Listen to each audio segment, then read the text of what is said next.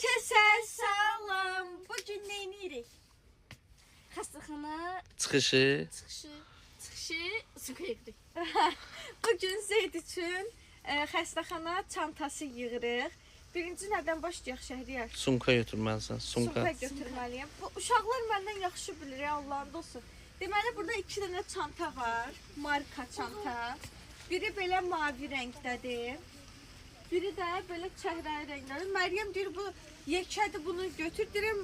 Sonra uşaq gələcək. Mən də elə deyirdim. Uşaq gələcəkdə görəcək deyəcək mən niyə çəhrayı rəngdə. Çünkü içine koyup gezdiririk.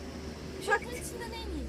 Əşyalar var da aşkım. Mən mavi rəng deyirəm. Rabiyə də mavi rəng deyir. Ona görə biz əslində Aha. sən hansı rəng deyirsən? Mavi, çəhrayı, mavi. Siz uduzdunuz. Getdik. Əsasın boyu da çatmır. Getdik. Bir dənə deməli xəstəxanada tibb bacılarımıza kömək olsun deyə çox mükəmməl bir dəstimiz var. Açaq bunu. İçində baxın, bodisi,